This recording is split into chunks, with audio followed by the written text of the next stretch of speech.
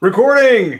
Good day, everyone. It is 5/12/21. I am Drew with Comics Fleet. I'm here with... Not Kevin. Not Kevin. Kyle, not Kevin. And we have taken control of Studio C. Yeah. Here. Yes, we are in Studio C, or a.k.a. Shawn's office. And, yes,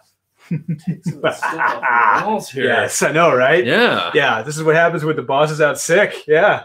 Get to take all this stuff. Yes. Take an inventory. So real quick before we start, please remember to like, subscribe, comment, share, hit that notification bell down there somewhere, usually. Let your friends know. Spread the word about it. You know, our show is blowing up. We truly appreciate it, guys. And let's get right to the show. So we're going to be, so this is everything else that we didn't review yesterday with Shawn when you weren't here. Right. So we got everything in. Shawn had to leave prematurely, wasn't feeling too well. So Kyle stepped in to fill in. So we've got the rest. We have read the rest, and we're going to just put it all in one video, the skip-its, the mez, and our top picks. Because Kyle didn't really have that many mez, skip-its, or picks. I mean, I read over 30 books this week. 30 this week. And you read... 15, 16. 15? Okay, he read about half that. Yeah. So, all right, we're going to go ahead and get cracking. So let's start with the mez. Okay. The mez. The meh. Meh. Meh. All right. Okay. The ones that weren't bad, they weren't great. They're okay. They may be your flavor, you know. Maybe that peanut butter scotch you like. Who knows? That's very true. Yeah. My first up is Peter Parker and Amazing Shutterbug. I got Fantastic Four. You know what? That was number my 32. Okay, that was one of my skip-its, but go for it. This was teetering between meh and skip it. Okay. The cover's good. The cover's great. Yes, by Mark Brooks. It's beautiful. Yeah, and the ending was kind of like, okay, yeah. We'll see where this kind of goes. But it's just like, how did we get to here? Yeah, like it jumped in time, and what had transpired, it didn't make a lot of sense to me, but which was intriguing. It's leading me on for another one. It's like, really? This happened? Yeah. These two? Really? It makes no sense. No, it doesn't. But it does not. It was entertaining enough. Yeah. There were some cool action scenes in it. Yeah. And as far as Fantastic Four, I went into it with the lowest of expectations. Yes. So if it exceeded that, I'm like, okay, it's a meh. It's in the middle of the road. Yeah. Peter Parker, Amazing Shutterbug, number 1. As far as I know, these are all going to be one-shots from the Heroes Reborn. The art is solid good, but really, what the hell did I just read? This is one of the more bizarre what-ifs I've read, and the ending left me very confused. Part of this, we're told, Peter is told that he doesn't need great power to do great things, but near the end, he gets great powers, and at the end, he does things. It has a very odd and strange tone, and it's left me bewildered, wondering, what the hell did I just read? And I don't really want to think anymore about it, so moving on. Yeah, that title alone kind of kept me away from wanting to read it. Yeah. It's a bad title. Yeah. Next up, Geiger, number 2. Oh, well, let's talk about that later. Okay. I have Maniac of New York, number 4. Why don't you go ahead and start? I've liked this series. Okay, I haven't. It's it's so weird. Like, the art is good, bad, and the two characters that we're following are obnoxious. Yes, they are. But I still can't help but I pick it up every time it's out, and I read it every time it's out, and I'm rooting for the killer, which is what you do in a Friday the 13th. Yeah. And a Nightmare on Elm Street and a Halloween. It's like, no, I'm rooting for these characters because I want to see them all die. So I'm hoping I'm going to turn that page and see these characters die. Yeah. So which is why it's like, it's a man, like this issue, it had a couple cool things in it. But other than that, I do know we get the twist on the mask. We find out it's like, oh, interesting. You learn the mask. Yes, we do. We learn So that alone was just like, okay, like it's a step up. It's a meh. It's a meh for me. Okay. And I've got Geiger, number 2. This was a meh for me. The first issue was a meh for me.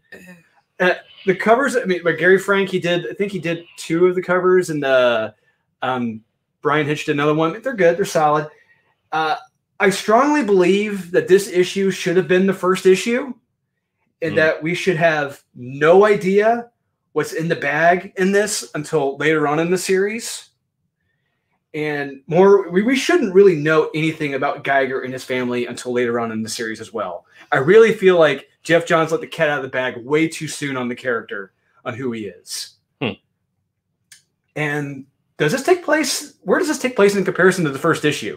Because I went back to reread that because Lord Fauntleroy in this, or what's the kid's name in Game of Thrones? King Joffrey? Joffrey. Yeah, or Lord Joffrey, if you will. Yeah, he is. Because in the first issue, he isn't scarred. In this, he's wearing a mask. Spoiler alert. It's like, so when does this take place? When in the future does this take place? I'm hanging on here by a thread. I really want to see where this does go. The covers are really selling this, which is great. And the art. The art is good, but Gary Frank, beautiful. But I'm hanging in there by a thread. Okay. I'm going to discuss it later. Okay. So, all right. And next, Hyperion and the Imperial Guard. That's, well, I'll talk about it later. Once again, just like the Shutterbug, it's a one and done. This is a horror story, essentially, you know, and it deals with a certain alien race that the X-Men have had to deal with before. And it's a one and done story. It's a one and done horror story involving Hyperion. And talk about that one later, too. Okay. All right. Cool. I'm done with my meds. I have... I got giant size, king size, amazing Spider-Man, King's Ransom, giant size. That's in my skip it. So this is a skip it for me. What? The covers are okay. They're not great. I mean, Mark Bagley did this one, I think. Interior art is solid. Black Cat is drawn like the knockout she is in this, which is terrific. The new Avengers reunite to save Boomerang, Spidey's BFF, and hilarity ensues. And you know, there is a point in this where I was seriously waiting for Spider-Man and Boomerang to start making out. I did too. Yeah, because there was a point in here. I'm like, this really feels like you two should be making out right now. And I feel like that may have happened, and the editor was like, "We probably need to not have that in here." Probably, yeah. I feel like that was a cut. Yes, if you've read this, you know the point. There is a point where it's like, I really feel like if there's any other comic here, these two characters would be making out right now. 100%. Yeah, but hey, okay, whatever. Yeah, it was a skip it for me. The dialogue was atrocious. I hate what they're doing with Wolverine in this. It's silly and stupid. The Boomerang is garbage anyway. Yeah, why is he the focus again? I don't. Whatever. There's a much better Spider-Man comic that will be talked about later. Yes. And seeing that, and we just discussed Spidey and this past weekend, and how to do clever dialogue and funny. Every joke is a thud in this, and it's awful. I will say the one positive in this is that we get the return of a long dead Spider-Man villain. That's true. Yes, we do. That's the one positive, but you got to suffer through 40 some odd pages to get to that. And it's not worth it. No. And my last meh is Project Patron. Meh. Shawn picked the first. Shawn, it was one of Shawn's top picks the last time, and this one, the interior art is serviceable. It's not great or bad. The cover is really good. It really reminds me of Assad Ribic, which is never a bad thing. That's a good thing. It's an interesting mystery, but we're not really getting the different personalities of the characters. I mean, they're all too similar. You know, one is interchangeable with the other, which is a shame. And the villain in this, the big reveal, you really could not get any blander than what we get. You just picked the description of every other villain in a Marvel or DC comic. Which could be a good thing. Yeah. Maybe. Depending on how it's done. Yeah. Congratulations. Yeah. There we go. Yeah. I didn't read it, so. So, nah. Okay. You may enjoy it. All right. Skibbits. Yes. All right. Here we go. How many did you have? 2? I had 3, but we talked about Spider-Man already. Okay. So. You gotta ice cream. Oh, no. I'm gonna save that for last. I'm gonna save that for last. X-Corp. Number 1. Yes. The covers are okay, I guess. That one, not so much. Yeah, that one's a little... These headshots are flipping stupid. They're pretty bad. farking stupid. It's pretty dumb. This was one of the most boring and drawn out comics I've ever read in my life. This was seriously, I think, 40 pages. Yeah. 40 pages. I was falling asleep. Now, it's like, I'm sure there's a market for people out there who are really into growing flowers and criminal hackers who are misunderstood and are really good people on the inside, even though they did criminal things.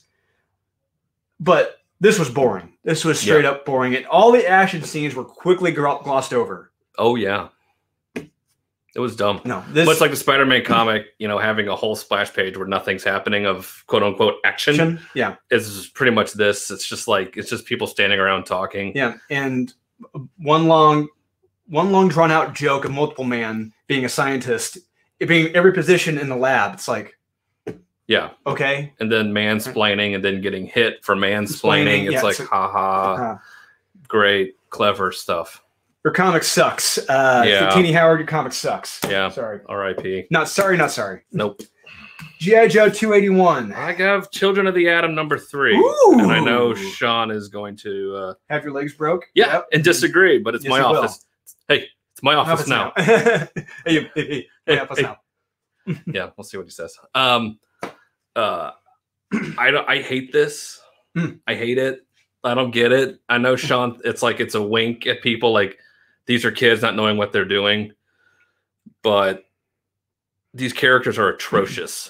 I'm sure if you're 15, you will love these characters and that's fine.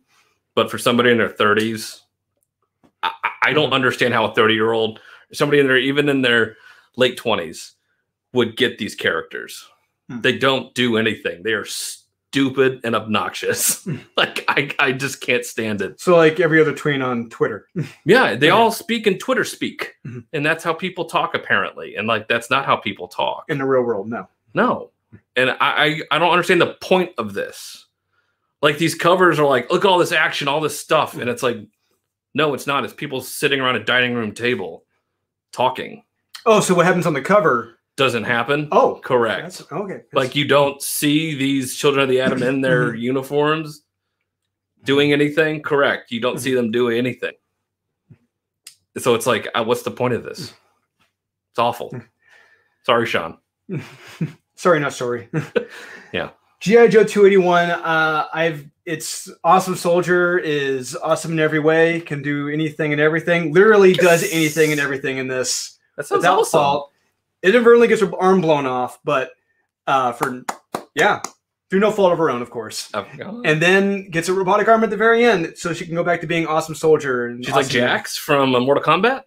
Half of Jax, kind of, but not as cool. Yeah, she's just she's just one of those like does anything and everything, pushes people out of the way. No, I got this. No, I got this. It's like, so what's the point of the G.I. Joes then? You just have her. You just need one Joe. Yeah, apparently you just need one Joe. You just need her. Josephine? Josephine, yeah. G.I. Jane. There we go. Oh, G.I. Jane. There we go. It's right there. Writes itself. Just made that up. Yep. So those are my skip-its. And I've got Fantastic Four 32. Really, I mean, Fantastic Four 32, Mark Brooks cover. This is the best part of this comic.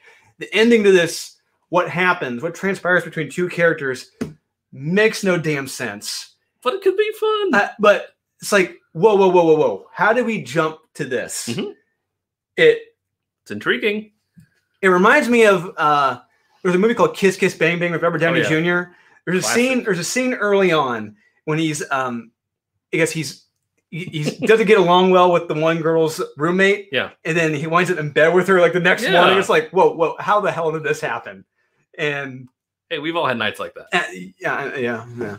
But it's like, this does not make sense. But whatever. I mean, words can't begin to describe how this left me. It left me meh. That's why it's a meh. His girlfriend, his soulmate, she has a serious jump to conclusions, Matt, in this, which is insane. But hey, she's an alien. Whatever. It's true. We don't know. Yeah. But the ending left me be like, well, I kind of need to know how this happened, so I'm going to pick up the next issue. It may not be good. I don't know if Dan Slott has the balls to show us how they got to that. Probably not. No. But it's a meh. Yeah. Two more skip-its. I got Silver City Number 1, Aftershock. So, where are my notes for this one? I've read so much I have to take notes. That good, huh? It feels like ever since Beetlejuice, there's been a serious lack of creativity and humor with the afterlife. Let's just make it as dreary and depressing as possible. You know what? Let's just make it look like Seattle. Yeah. Afterlife just looks straight up like Seattle. That's not bad. Case in point, Silver City. Looks like flipping Seattle. This writer didn't even try to be creative with the afterlife. I've said it before. You have no budget with writing a comic book. It's only the limit of your imagination. That's your budget. This creator showed theirs, which is next to nothing. You get nothing. Good day, sir. Is that bad? Yes. Well, do you want an afterlife story to be funny? Well, I was something too, and something that's not every afterlife comic movie. It's all like the same, all dreary, depressing. But Beetlejuice brought out a different side of it. It brought a somewhat of a humor. It was humorous. It was like, oh, I didn't. And a little twist on the afterlife where it's like there's a waiting room. You know, there's like to infinity on the ticker waiting list. But what dreams may come? It was pretty bright-ish. Depending on the circle of hell or heaven you're going through. Yeah.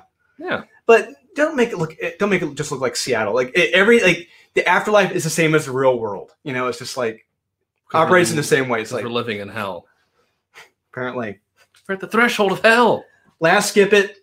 No, for me, Ice Cream Man number 24. Disagree. 110% disagree. This is arguably one of the most mean-spirited and cynical comics I've ever read in my life. The jokes in this are so vile and evil that I really have to question it. I mean, no.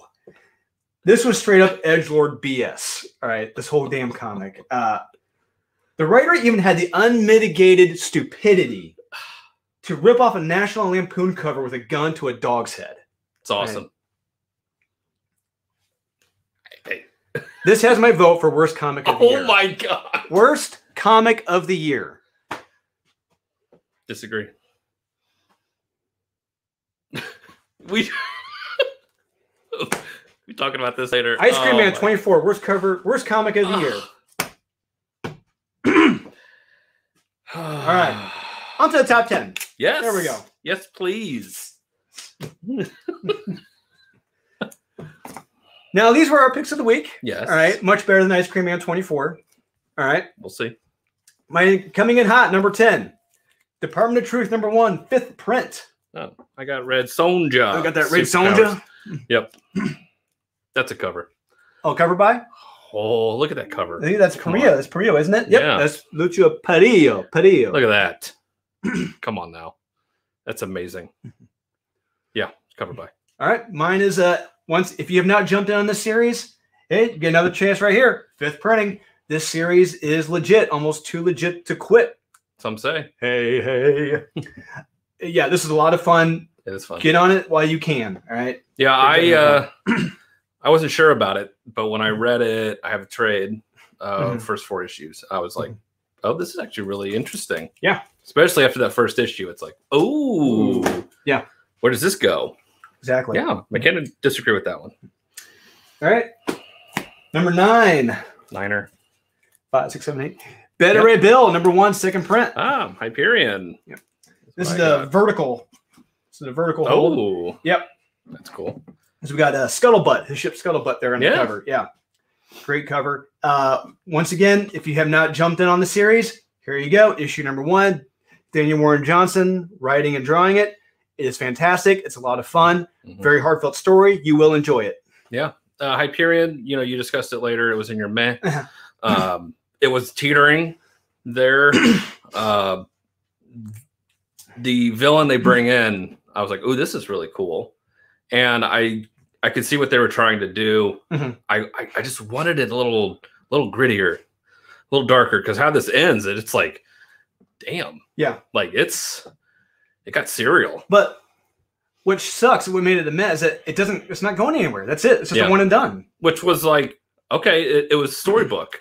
It opened and it closed right at the end. It's like, okay, I mean, it's pretty heartfelt. It kind of tugged at me a little bit. I was like, okay, like this is legit, and it was pretty cool. Yeah, because I mean, at the very beginning, you're set of this relationship, and it's like, oh crap! Oh, right.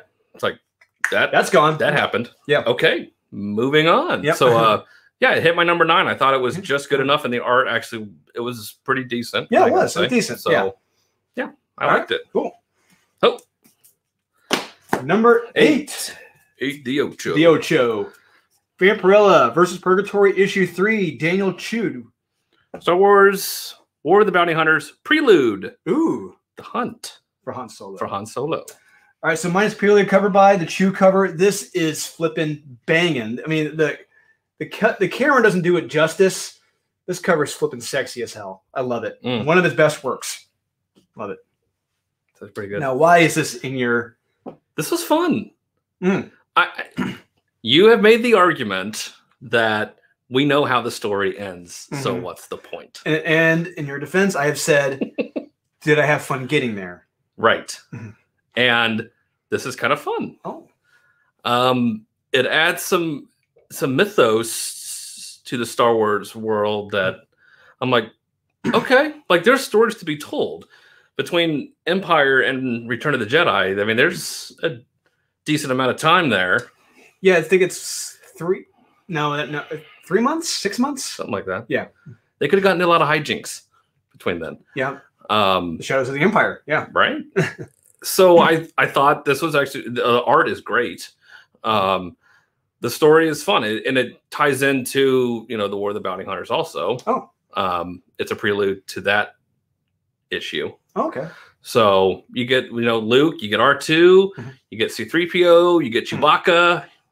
You get some characters from Charles Soule wrote it. Oh, interesting. Yeah, from Solo. Really? Yes. Really? Oh yeah. It ties into Solo. Interesting. Okay. Yeah, I'm glad I saw Solo, because if I didn't see it, I wouldn't have known what the hell they were talking about. So, and not in a cringe way, in a decent way. In a decent way. And listen, I am more than happy to pick apart Star Wars any day of the week, but this was fun. Okay. I had fun. There we go. All right. That's what matters. And you get Luke Skywalker with a yellow lightsaber. Yeah. And why does he have a yellow lightsaber? I don't know. I don't know either. Yeah. You can find out.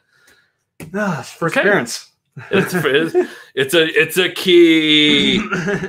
Get it? It's a key. Right. 7. Number 7. Guardians of the Galaxy 14. Brett Booth cover. Grendel, Devil's Odyssey. Ooh, 6 of 8. 6 of 8. That's an awesome cover. That's a kick-ass cover. Go for it. Right. I haven't read Grendel since I don't know when. I forget. You had a trade of Grendel. Yeah. I don't forget what that was. Probably War Child? War Child, I think. Yeah. Last thing I ever read of Grendel. Saw this cover and was like, I definitely need to pick this up because the cover. The story is actually awesome. Okay. He's pretty much he's trying to find another habitable planet to repopulate the human species and everything. So he found this planet to where they solve every dispute with a one-on-one battle to the death. I like that. That's fantastic. Yeah. That's how you solve everything. Like, hey, you stole that from me. It's like, oh, let's go kill each other. And whoever wins, it's like, well, I guess he was right. So he ends up being like, no, you don't have to solve every dispute like this. Like, he's totally turning these people's world upside down just by sitting there. And this guy's like trying to beat the hell out of him, and everything just like obviously like his sword breaks and everything breaks, and he doesn't kill the guy. And they're like, you have to kill him. Somebody has to die.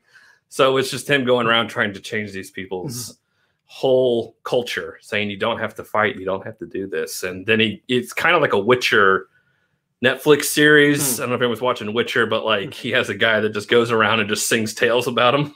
That's kind of what this character turns into. Kind of like Holy Grail, Bravely Bold Sir Robin. Exactly like that. The minstrel. Yeah. Minstrel.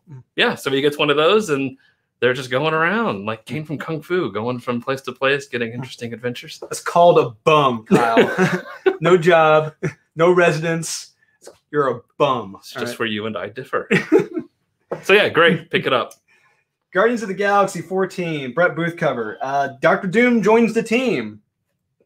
That's cool.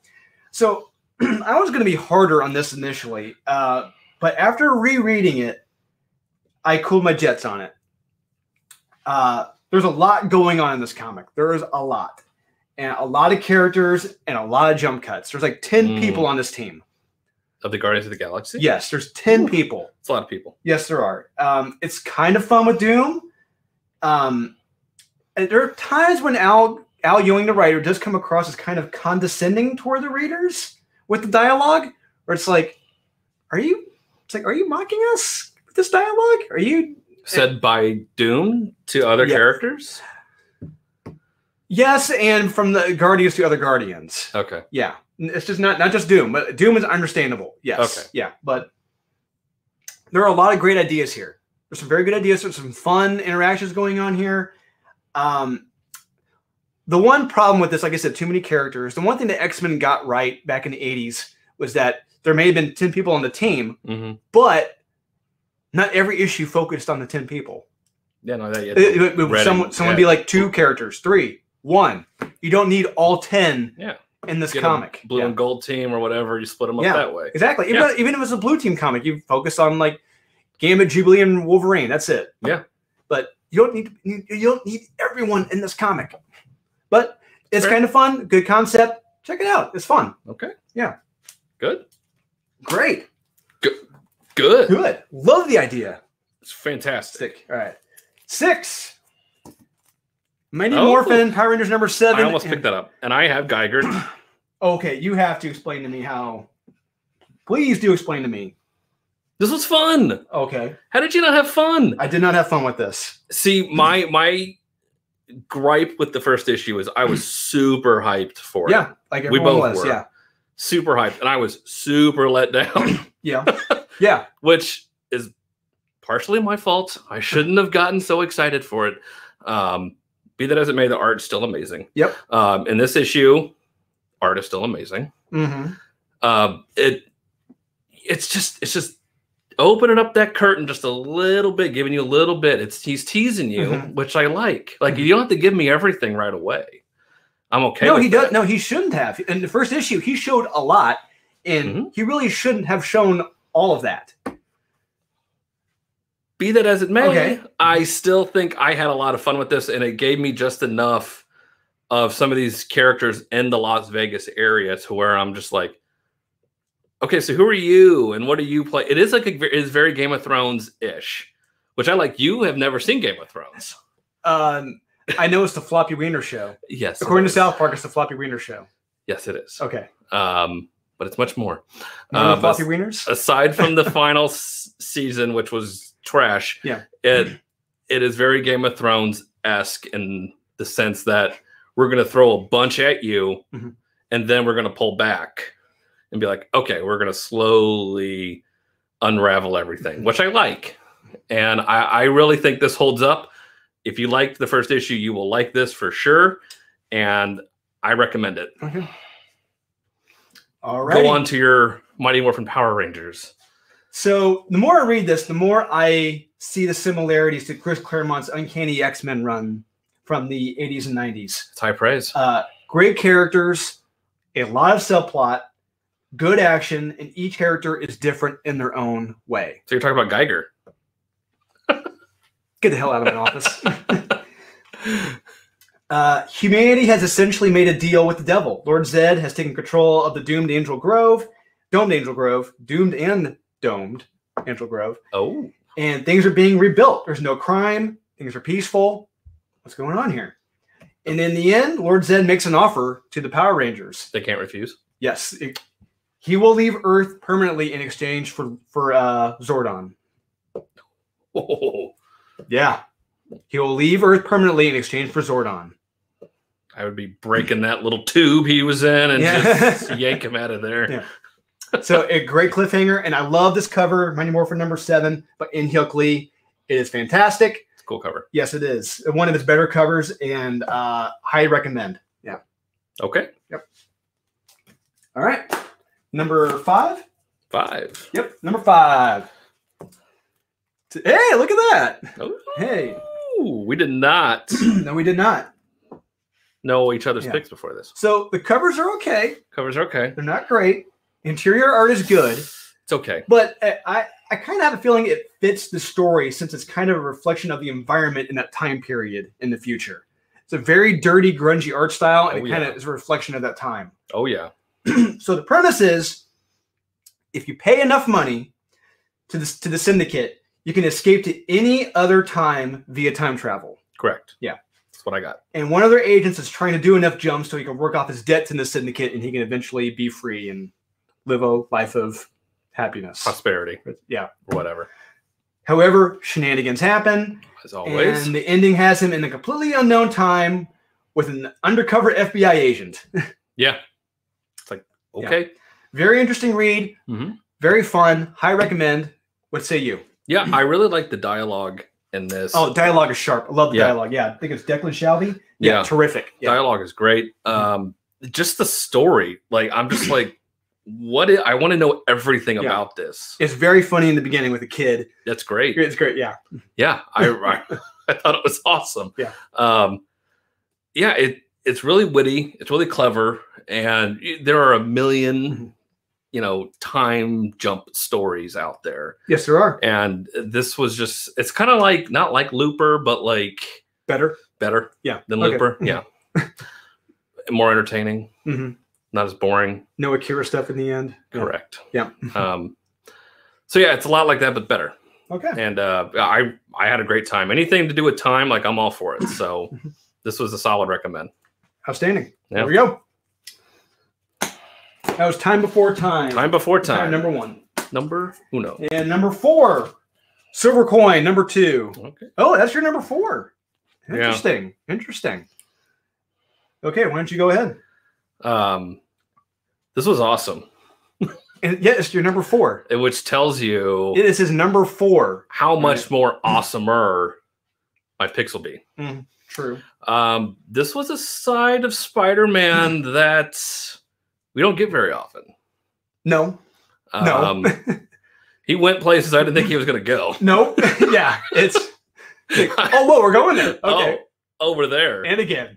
And again. And again. And then again. Yeah. It's like, holy hell. Yes, please. Like, I want this Spider-Man as much as I can get. This was awesome. Art, still stellar. This cover is awesome. Yeah, I think that was Phil Noto. Yeah. Phil Noto. Great cover. It really shows you the terror. Yes.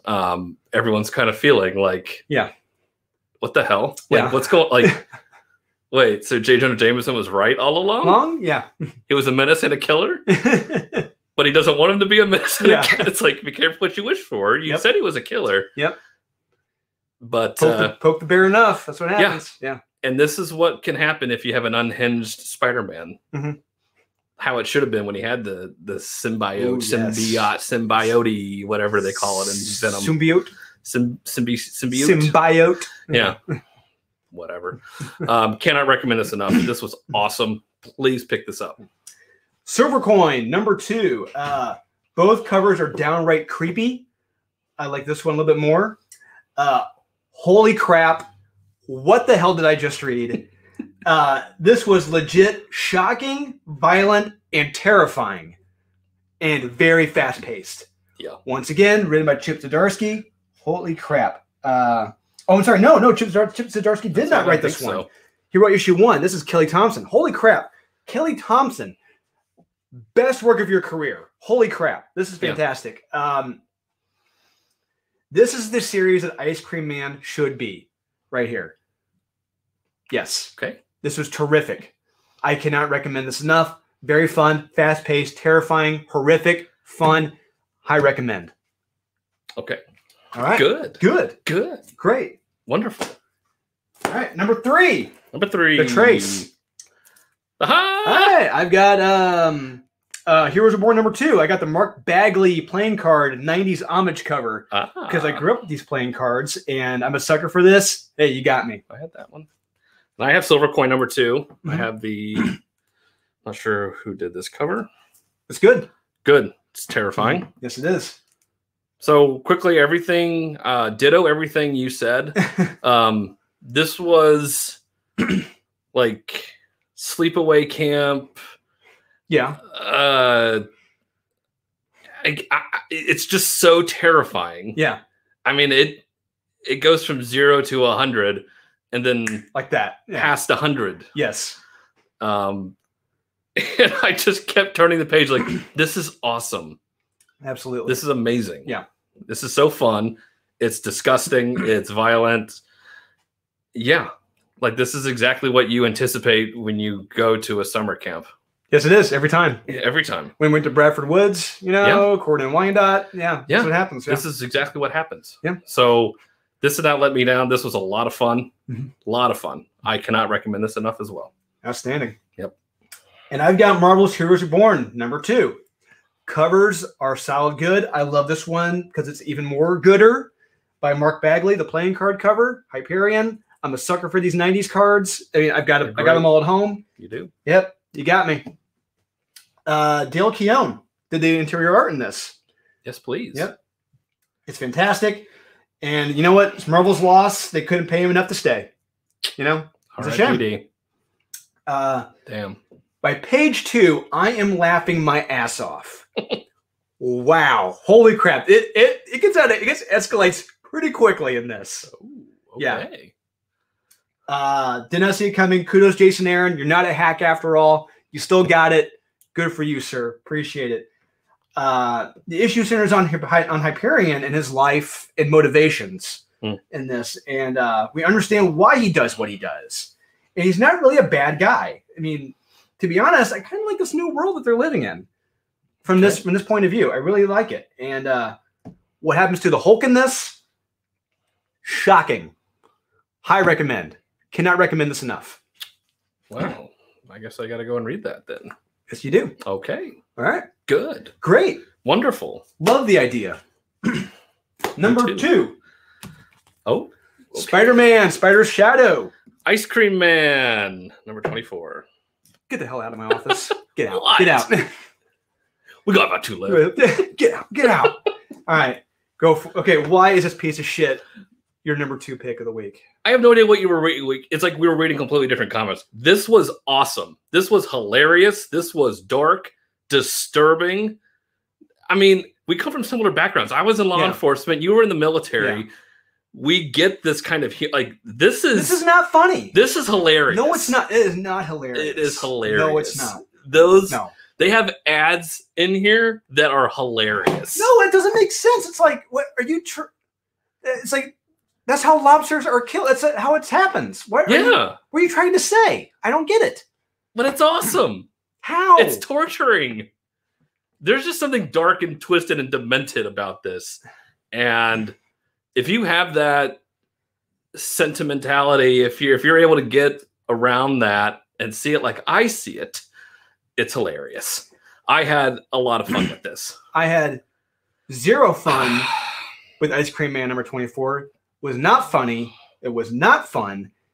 And it was just downright bewildering as to how this got written in the first place. I mean, this is like Tales from the Crypt, anything Stephen King's written, but like it cranked it up to 1,000. There's nothing remotely related to Stephen King in this.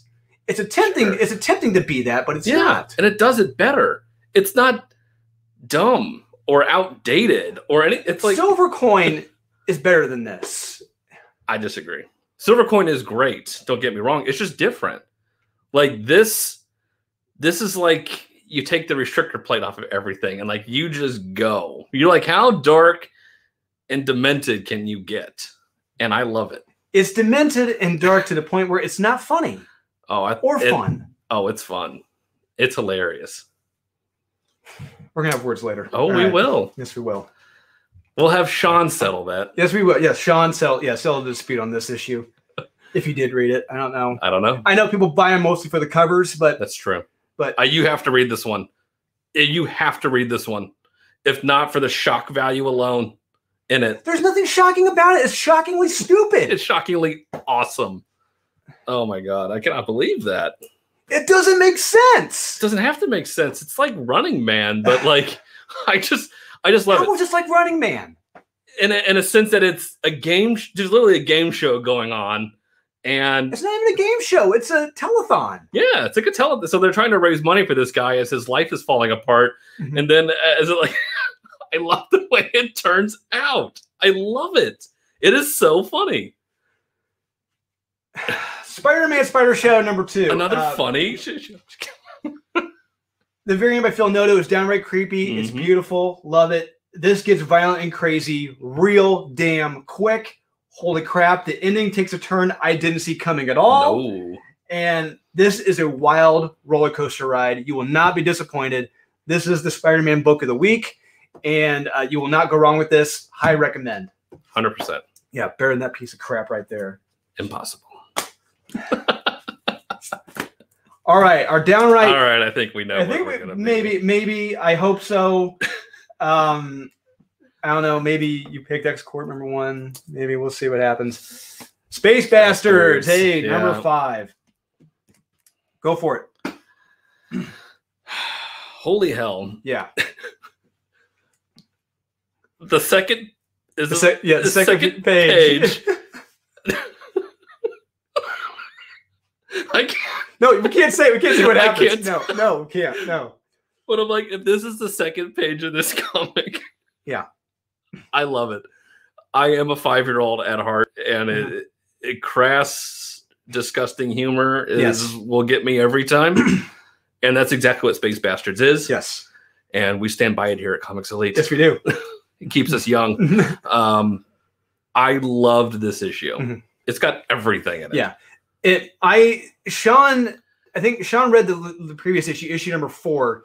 It was lower on his pick. I think it was a meh, but he said it was missing those things. Yes. But these are back with a fury, like a punch to the face. Holy crap. Yeah. I mean, it is so balls to the wall, ludicrous, funny, disgusting, crass, crude, rude, and awesome. Like, it's like Robert Rodriguez, Quentin Tarantino, and you get the Quentin Tarantino homage cover here. It's like it's supposed to be the Reservoir Dogs. Yeah, and then you throw in some Mark Twain just because it's awesome. It's like, and it's got witty dialogue and characters, and it's like, what else could you want in a comic? And I love Space Bastards. Yeah. So I really love this cover. It's great because it really reminds me of Reservoir Dogs. 100% Reservoir Dogs. That's what I got. And the interior art by Derek Robertson is beautiful. It's amazing. I love it. And like you said, as soon as I turn to page 2, I am laughing my ass off. This comic series is tasteless, disgusting, and offensive. I love it.